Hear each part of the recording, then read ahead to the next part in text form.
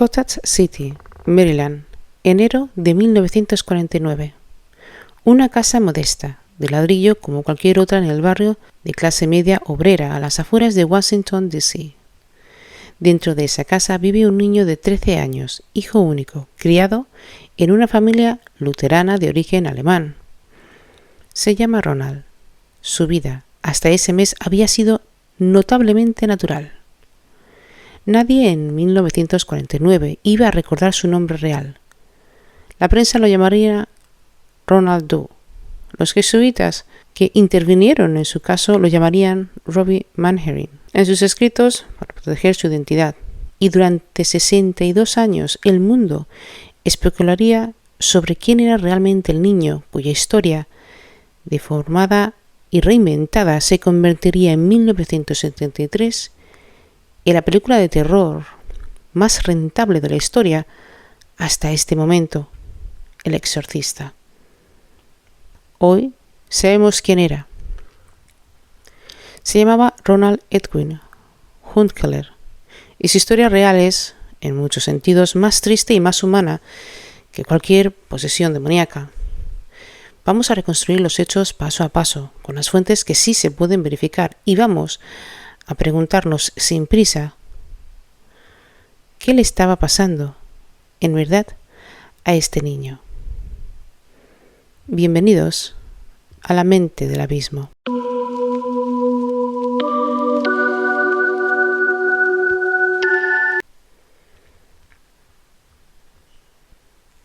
Ronald era hijo único. En una casa donde no había más hermanos, la figura que más lo marcó no fue su madre ni su padre, pero sí su tía. Se la conocía como tía Tilly, diminutivo de Matilda. Era espiritista, con un interés profundo en lo paranormal, y fue ella quien le enseñó a Ronald a usar la tabla Ouija.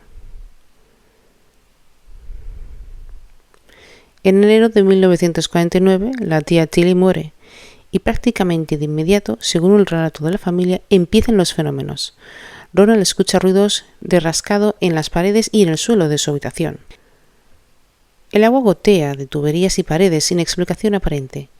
Y lo más inquietante, su colchón empieza a moverse solo mientras él está acostado sobre él. La familia, desesperada, hace exactamente lo que cualquier familia asustada haría. Busca ayuda médica, consulta a los médicos, consulta a los psiquiatras.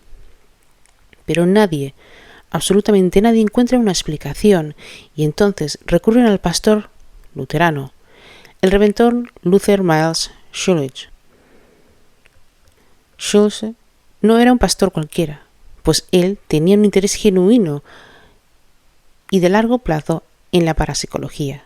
El 17 de febrero de 1949 invitó al niño a pasar la noche en su propia casa para poder observarlo de cerca, y según su propio testimonio, esa noche es testigo de fenómenos perturbadores.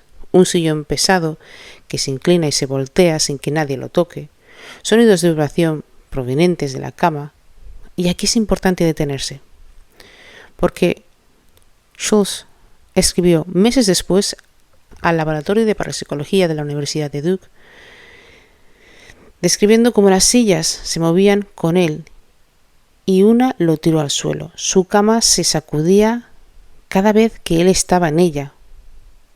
Uno de los pocos testimonios de la época que tenemos, documentado de primera mano, por escrito casi en tiempo real, y sin embargo, el propio Joseph Banks Rhine, uno de los padres de la parapsicología moderna en Estados Unidos, cuando se enteró de estas afirmaciones, se preguntó abiertamente si Schulze había exagerado inconscientemente alguno de los hechos.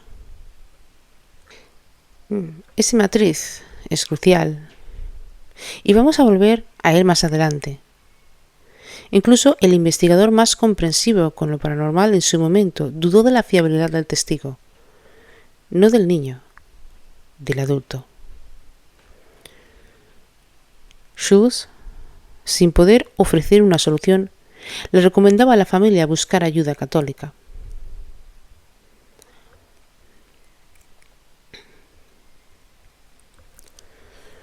La familia contacta al padre Edward Albert Hughes, sacerdote asistente en la parroquia de St. James en Mount Rainier, Maryland. Hughes visita la casa varias veces a finales de febrero.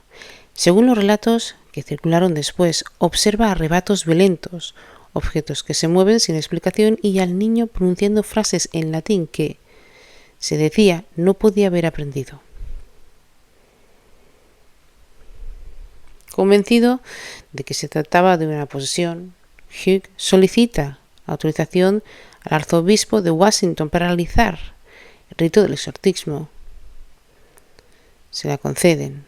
El 27 de febrero de 1949, Ronald es ingresado en el Hospital Universitario de Georgetown, institución jesuita, para el primer intento formal de exorcismo.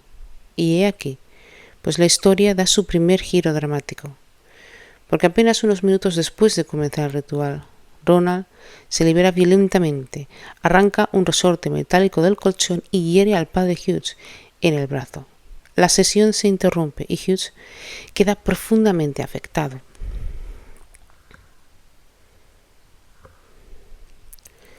Esta es la versión que se ha repetido durante décadas, tanto en libros como en documentales e incluso en artículos.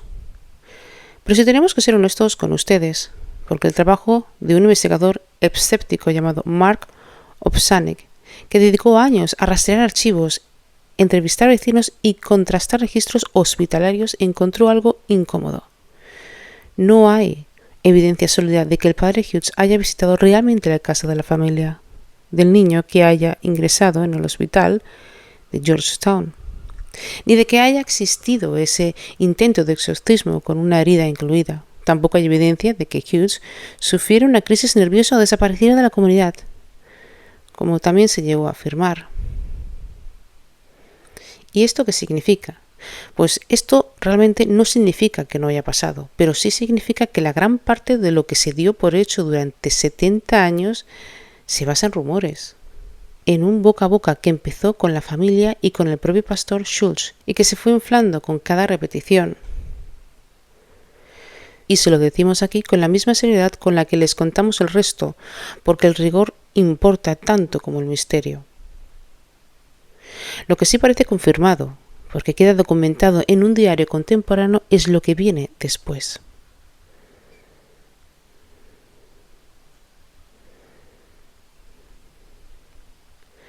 A comienzos de marzo de 1949, la familia decide llevar a Ronald a San Luis, Missouri, donde tenían parientes, y allí es donde el caso pasa a manos de dos sacerdotes jesuitas que marcarían el resto de la historia.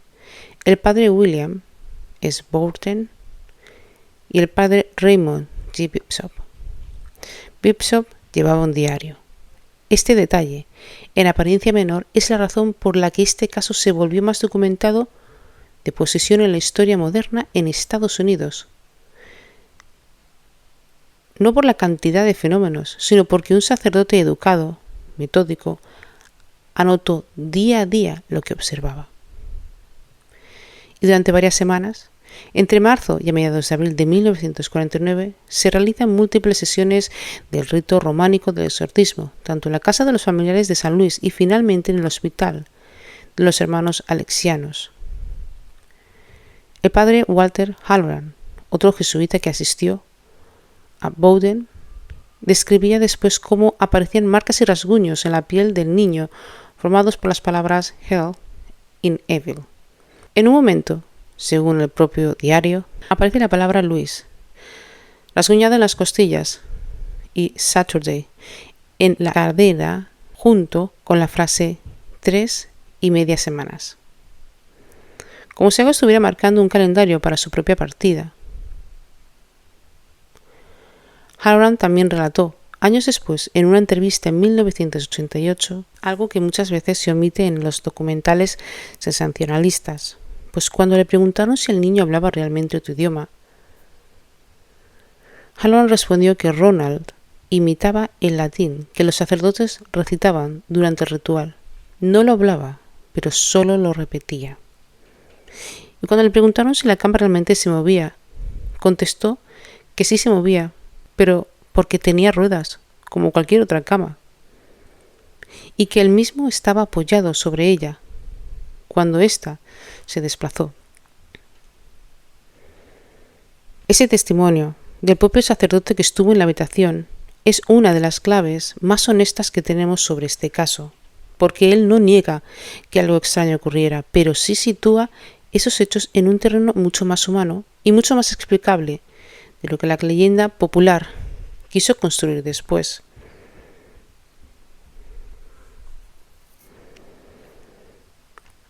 La noche decisiva llega el 18 de abril de 1949, el lunes de Pascua.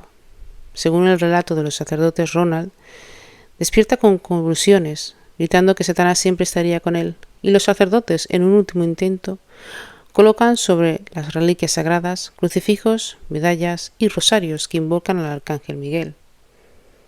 Y entonces, según los testigos presentes, el niño grita. Se produce un sonido descrito como un disparo, retumbando en el hospital, y Ronald queda calmado. En algunas versiones del diario del propio niño pronuncia con voz distinta una frase de victoria. Satanás, soy Miguel y te ordeno que abandones a este niño ahora. El ritual se da concluido 30 veces repetido a lo largo de varias semanas. La familia regresa a Maryland y Ronald, según todas las fuentes disponibles, no vuelve a presentar los fenómenos, y aquí ocurre algo que rara vez se documenta o se cuenta en los documentales de terror. Ronald simplemente sigue viviendo. Termina el colegio de secundaria en el Gonzaga High School en Washington en 1954. Se convierte en adulto y ya casi 40 años después, nadie fuera del círculo de jesuitas y familiares sabe que el niño fue el de la historia, 2 décadas después, inspirada en una película de las más aterradoras.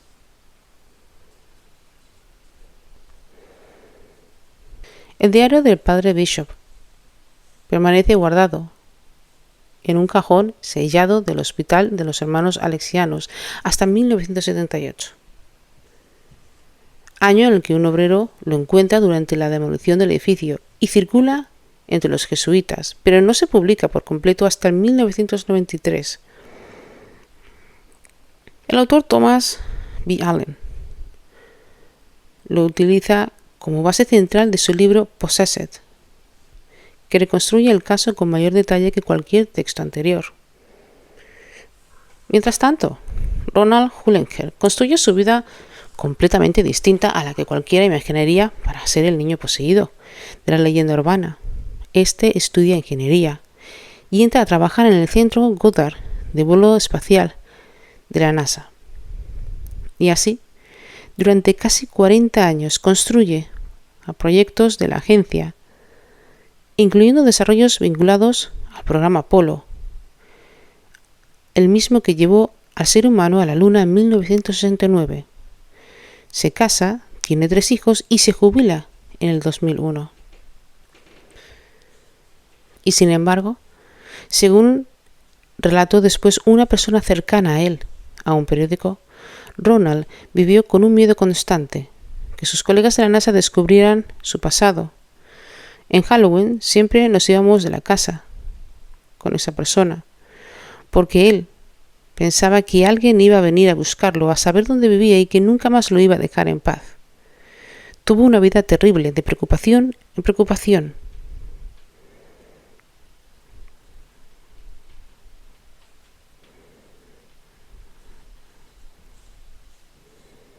Su identidad real permaneció en secreto hasta diciembre del 2021, cuando la entrevista Skeptical Inquirer, a través de la investigación del periodista e investigador J.D.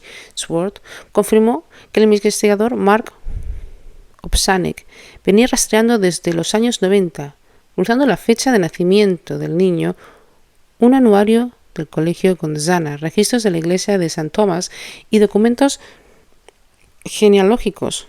Se llegó al único nombre posible. Opsanik, cuando le preguntaron si podía confirmarlo, ahora que Ronald ya había fallecido, respondió con una frase que resume décadas de investigación. El niño encantado es Ronald Hunkler. Eso es un hecho.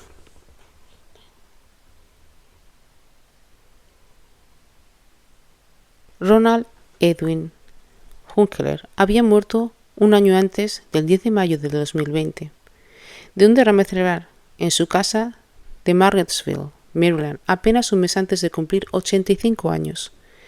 Y aquí la historia real, la que no sale en las películas, la que todavía se vuelve más compleja y más triste, porque según una compañera suya de los últimos años, Ronald estaba divorciado y distanciado de sus 3 hijos. Ninguno de ellos asistió al funeral. Y sobre lo ocurrido en 1949, esa misma compañera reveló que Donald negaba rotundamente haber estado poseído. Él decía que no estuvo poseído, que todo fue un invento. Contó y decía: yo era simplemente un chico malo, así resumió en la vejez. El propio protagonista, la experiencia que Hollywood convirtió en una posesión demoníaca más famosa.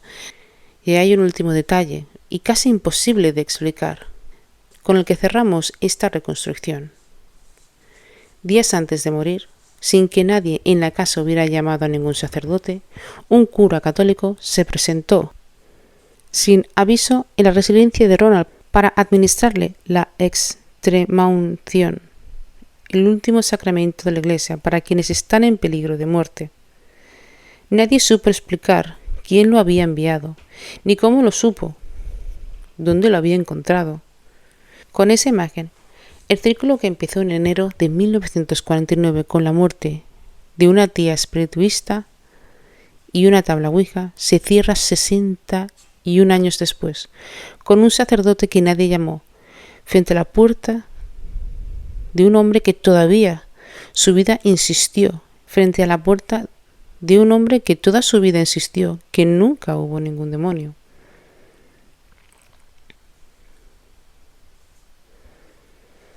Ahora vamos a mirar este caso no desde la fe ni desde el escepticismo, sino desde la psicología, porque más allá de lo que uno crea sobre lo sobrenatural, hay un niño real detrás de esta historia.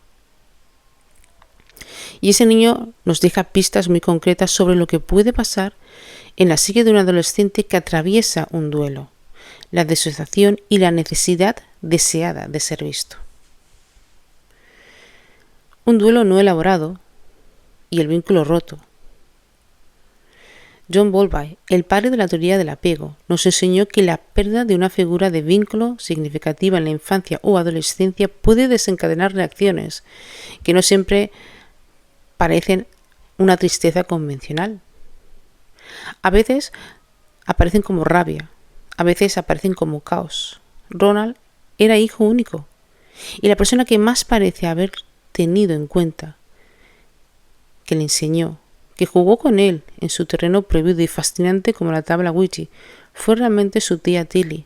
Cuando ella muere, en enero de 1949, los fenómenos empiezan casi de inmediato. Pues desde la mirada del apego, esto ya no es casualidad ni coincidencia temporal, pues realmente es una manifestación somática de un vínculo que se rompió sin que un niño tuviera las herramientas ni el permiso emocional de una familia luterana estricta de los años 40 para procesarlo con palabras. El cuerpo, cuando la mente no puede nombrar el dolor, habla en otro idioma. Y este idioma pueden ser ruidos, movimientos o síntomas. Bessel van der Kolk, en su trabajo sobre el trauma, tiene una frase que se volvió célebre: el cuerpo lleva la cuenta. El trauma no procesado no desaparece, pero se aloja en el sistema nervioso y encuentra formas indirectas de expresarse. Y Stephen Porges, con su teoría polivagal, nos ayuda a entender el mecanismo. Un sistema nervioso desbordado puede entrar en estados de hiperactivación, con arrebatos, fuerza aparentemente desproporcionada, agresividad súbita, seguidos de estados de colapso y calma total. Esto encaja de forma inquietante con lo que describen los propios testigos del caso, pues él era un niño tranquilo durante el día y por las noches le daban arrebatos violentos, sonidos guturales, movimientos incontrolables. Ese patrón de alterancia entre hiperactivación y calma es exactamente que la neurociencia del trauma describe como sistema nervioso, un sistema nervioso que no se puede o que no logra regularse.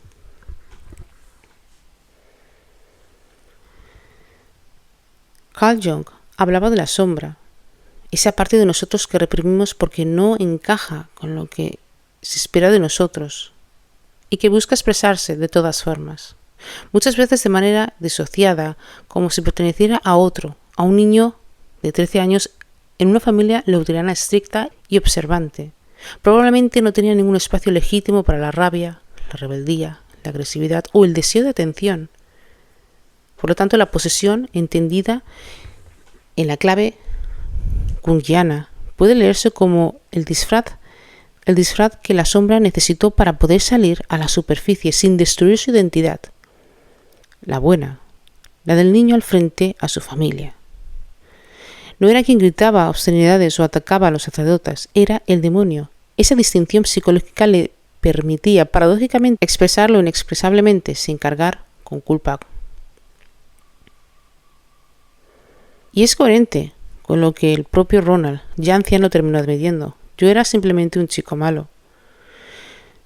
60 años después, sin necesidad de sostener el relato frente a nadie, el hombre adulto le devuelve la autoría al niño, pues ya no hace falta la máscara del demonio.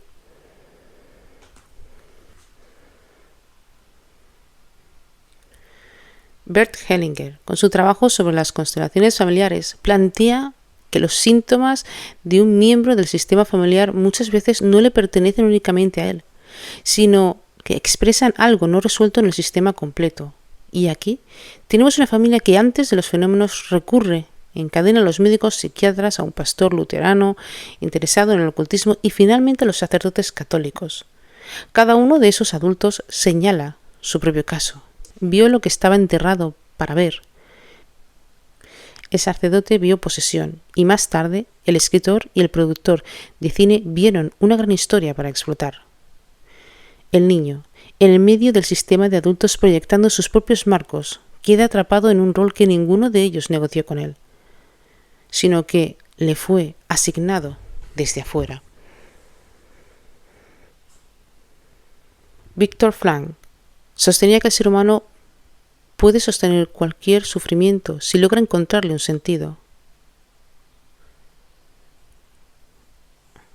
La ironía final de esta historia es que Ronald jamás pudo encontrarle sentido públicamente a lo que pasó.